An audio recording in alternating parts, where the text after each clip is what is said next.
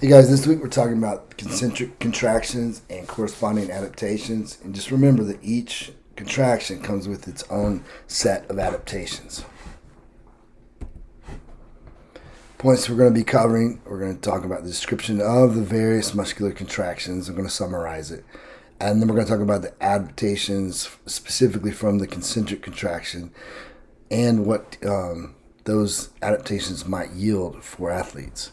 Specificities required of concentric contractions to yield specific adaptations, and we're going to give you some examples of concentric only or concentric focused exercises.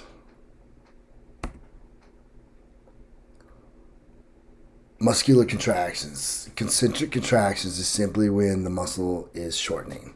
And you see I'll give you little examples of all of them. The eccentric contraction is when the muscle is lengthening. And then isometric contraction is when there's no movement. I mean, it can be at different angles, but you can either, there's no movement when it's shortened or there's no movement when it's lengthened. And just remember that when the muscle is lengthened, probably produces a few more adaptations, especially in the tendon and collagen area, than shortened isometric contractions.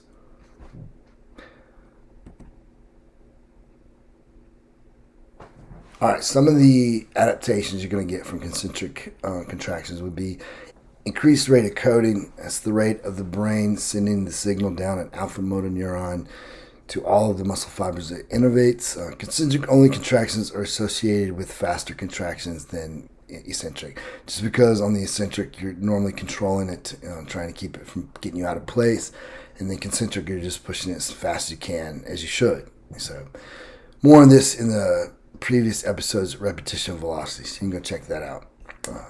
Also, you're going to get an increased pronation angle, so the muscle fiber in relation to the line of force, aka tendon.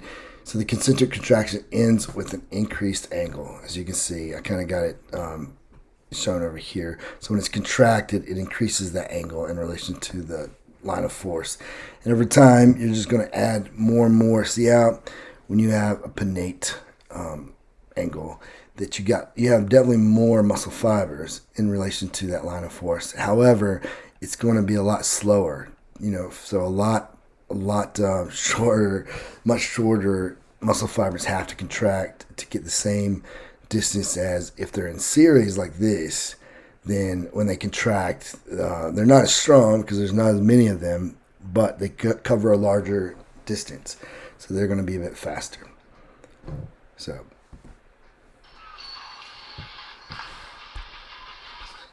And so here are a few examples of concentric only movements.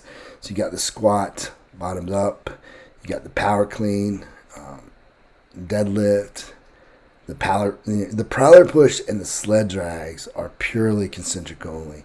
Bench pin presses are, yes, they're definitely focused on concentric, but if you lower them, there's going to be an eccentric contraction. Or you can do a pin press, get partners to assist you lowering it, so you don't have to get fatigued, and so you can put most focus on the concentric contraction. But there's definitely going to have to be some creativity in there. Snatch pulls, clean pulls, like you'll see here, that is a pure concentric contraction, especially if you let go at the top. See, there's zero isometric or eccentric contractions there when he lets go. A power clean is concentric in nature. It's concentric in nature, but there's going to be an amortization phase, and which is going to require some isometrics and some eccentrics. But for the most part, the majority of the motion is created from a concentric contraction. A deadlift, especially if you watch the way I do it here, yes, I was a lot younger. There's no eccentric. I'm just kind of collapsing with my hands on the bar, just following the rules. But anyway, there's there's definitely some ideas for you. And remember, what the concentric contraction gets you really good at is the concentric contraction. So if you're really good at lowering a weight and you're just slow with your on the concentric phase, concentrics are a good thing to focus on. For some potential improvements to specific athletic qualities, think about starts in a sprint, like the 100-meter dash, like you see in this video. This was us in Jamaica working with some of the sprinters, some of the best sprinters in the world.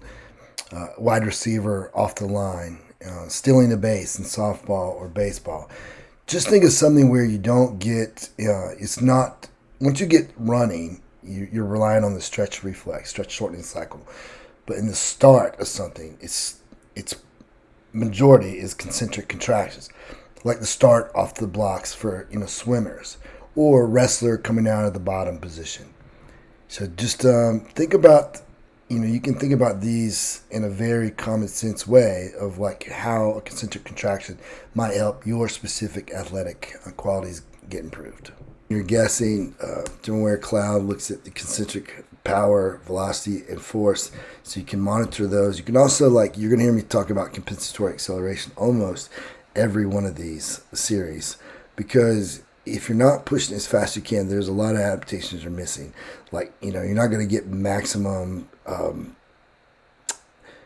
not going to get maximum motor unit recruitment, and so you're not going to get those higher threshold units like you would if you pushed as hard as you could. So start by measuring the concentric versus the eccentric. Make sure what you need to focus on. So when you measure the concentric versus the eccentric, if your concentric is, and the way I would do that is you measure the eccentric by lowering it 3 to 4 seconds, and it should be about 20% more roughly, depending on who you ask, than the concentric. But if it's if the concentric is if the eccentric is 30%, 40% more than the concentric, focus on the concentric.